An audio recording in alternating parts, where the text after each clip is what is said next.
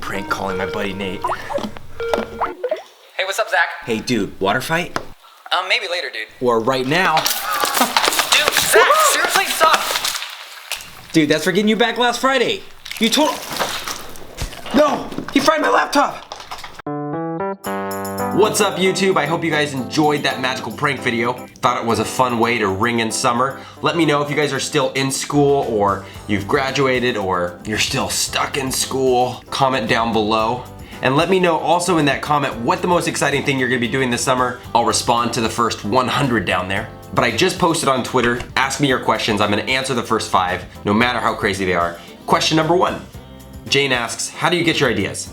My ideas come kind of randomly. There's not a secret formula. There is a pattern though. I get my best ideas weirdly in the shower. It sounds so weird. And driving to work. If there's no traffic and I'm just driving, I get into like this weird trance. Has anyone else driven somewhere and you've gotten there? It's super scary. You've gotten there and all of a sudden you're like, I don't remember the last 2 minutes of driving. It's the weirdest thing, but that's like somehow I zone out and all of a sudden I have a video idea, but then I'm like, how did I get here? It sounds dangerous. Maybe I have a problem. I maybe need to get that looked at. Question number 2, what or who is your inspiration for magic and YouTube? My grandfather was actually a big inspiration in all my magic. I started learning practical magic when I was in middle school. For me, magic was a really cool thing because I was a shy kid. I'm still actually a really shy person. I'm an introvert. It's hard for me to actually make conversation with people. And so magic, especially when I was growing up, was a cool kind of conversational piece, and learning magic as a kid really gave me confidence to walk into a room and, you know, in that awkward moment if I don't want to like start a conversation, I'd be like, hey, you want to see a magic trick? Pull out a deck of cards and all of a sudden you're making a friend too, and a crowd slowly gathers and it kind of gives you this boost of confidence as a kid. So that's why I'm a big supporter for learning magic, and it's also very difficult. And so my grandfather, to answer your question, was the one that got me in. We'd travel all around the Northwest. He'd take me to convention centers where there was magic communities and performers, and then they were telling the secrets and training. So it's a fun community if you get down the rabbit trail in the magician world. Question number 3. I'd ask you a generic question like something about magic, but instead I'll ask, what's the funniest way you've been injured? I totally know the answer actually. I think I was about 11 years old. We moved out to the country. I lived in the city. I grew up in Portland, Oregon. We moved out to the country. Within the first day of moving there, I was exploring the backyard, which was a giant forest. So it was about 10 acres of farmland, and then behind that was a forest. Growing up, I always wanted a zip line.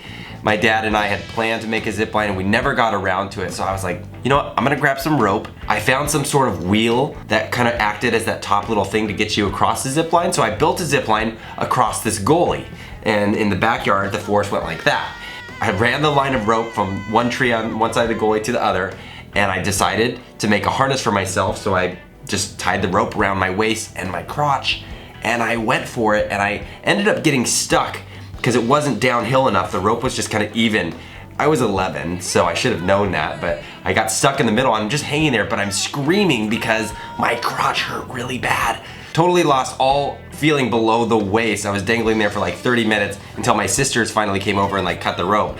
But I was convinced because of that experience I might never be able to have kids, which isn't true because my wife and I are having a baby.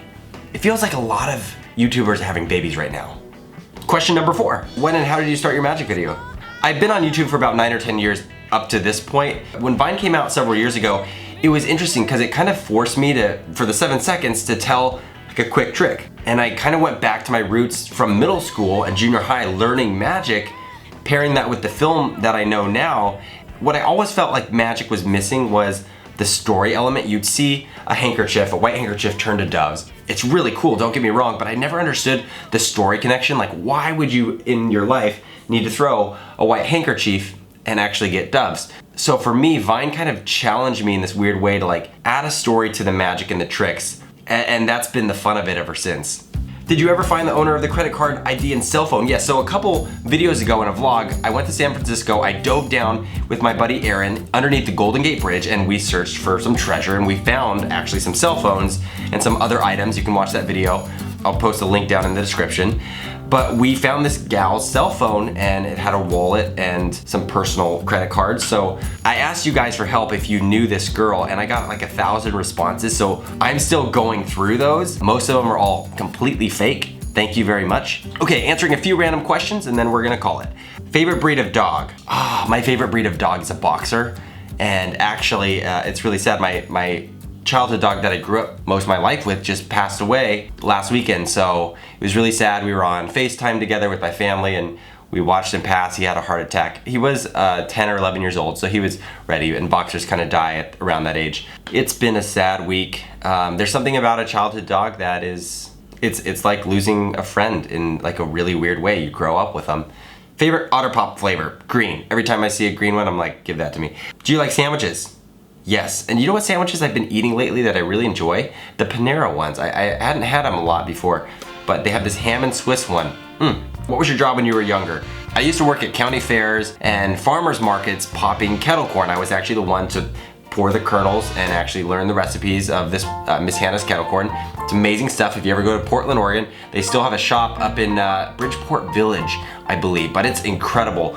And I still order it online actually. So that was my first job. It was fun and I popped kettle corn and I can still whip up some really good kettle corn here at home. So thank you, Miss Hannah's, for my first job and employing me and believing in me. Look where I am now on YouTube.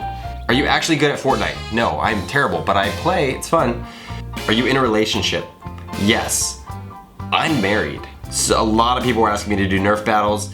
Yes, we're trying to do some fun Nerf battles, and if you have any ideas for who we should invite, like other YouTubers, and kind of challenge them to a battle, let me know down in the comments as well. I'd love to reach out to them and see if we can get them over to the studio for a fun battle. Anyways, I'm gonna run, go get some barbecue, but I hope you have a great weekend, and here's a fun video, and subscribe right here.